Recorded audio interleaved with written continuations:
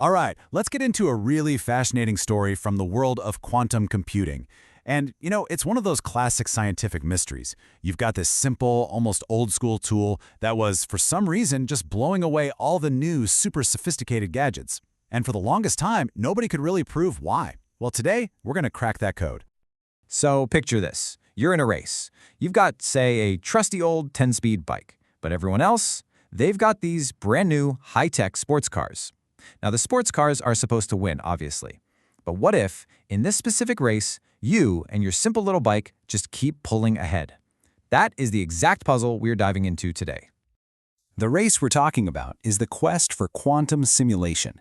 This is, hands down, one of the biggest promises of quantum computers. The main goal is to build a perfect digital copy of a quantum system, like a molecule or a new material, so we can study it in ways that are just flat out impossible with the computers we have now. And the stakes here are absolutely huge. This is not just some academic thought experiment. Getting quantum simulation right could let us design new medicines from the ground up, create hyper-efficient solar cells, or even stumble upon entirely new quantum algorithms. It's really about fulfilling the original vision that the great physicist Richard Feynman had for these machines in the first place. Okay, so let's meet our hero, our old trusty 10-speed bike. It's an algorithm called Trotterization. It was one of the very first, most intuitive ideas for how you might even do a quantum simulation. It's simple, it's straightforward, and honestly, it's been around forever. So how does this thing actually work? Well, think of it like this. Your goal is to walk directly northeast. Simple enough? But you have a rule. You can only take steps either north or east. The Trotter method just says, no problem. Just take a tiny step north, then a tiny step east, and just repeat that over and over and over. You will eventually get where you're going, but your path is going to have this slight zigzag pattern to it. That little deviation from the perfect straight line, that's what we call the Trotter error.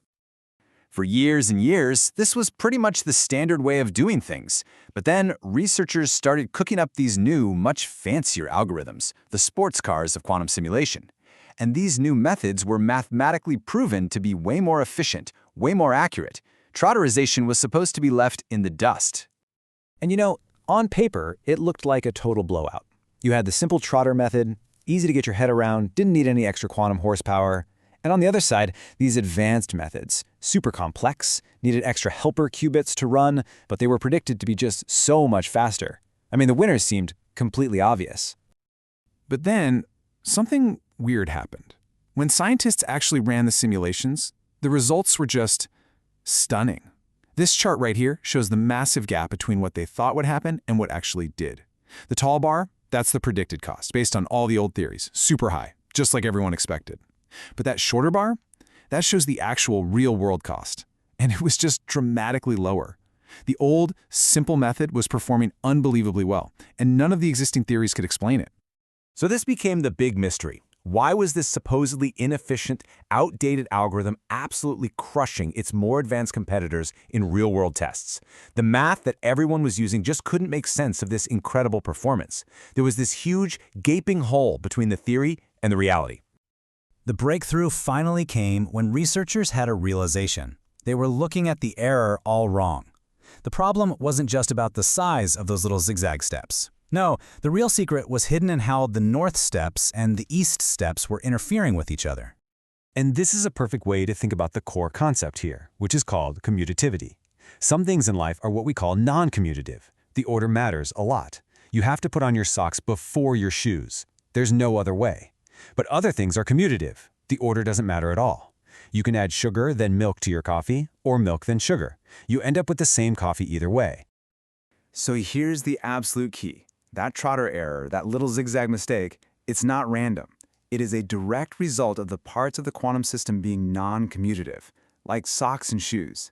It's a measure of how much all the different forces and energies in the system kind of disagree with each other. If they all commute, if the order doesn't matter, the error is tiny. But if the order is critical, the error starts to grow. So, armed with this new way of thinking, researchers developed a brand new mathematical tool to measure this effect precisely. For our purposes, let's just call it a disagreement score. What it does is it calculates the total amount of interference, that non-commutativity, within the entire quantum system. A low score means all the parts are playing nice, they work well together, and that Trotter error is going to be small. And that, right there, was the key that unlocked the entire mystery.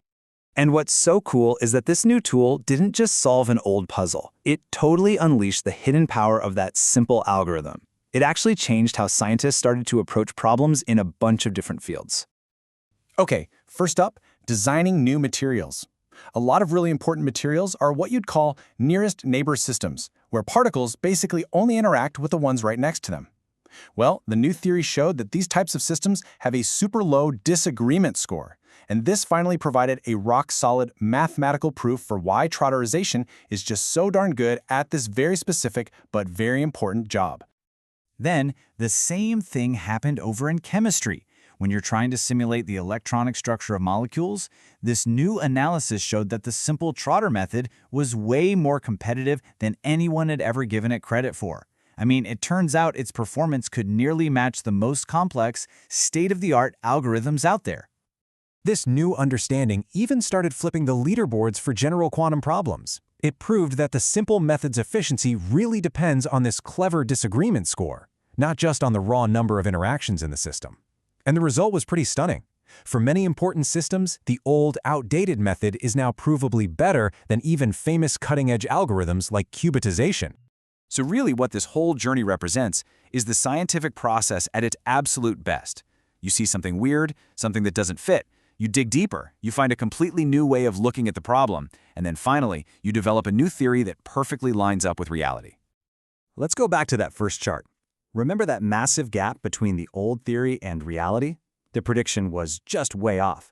But now look, that middle bar is the prediction from the new theory, the one that uses the disagreement score, and it almost perfectly lines up with the actual observed cost. The gap is gone. The case is solved. As one of the lead researchers, Iwan Su, had put it before this work, there was a significant gap between what they could prove and what was actually happening. Well, this new work just brilliantly closes that gap, and it gives scientists a much sharper, much more accurate tool to predict which algorithm is truly the best one for the job. It's just a powerful reminder, isn't it, that sometimes the biggest breakthroughs aren't about inventing something brand new, but about finding a much deeper way to understand something we thought we already knew. It really makes you wonder, what other simple tools out there have these hidden superpowers that we just haven't figured out how to measure yet?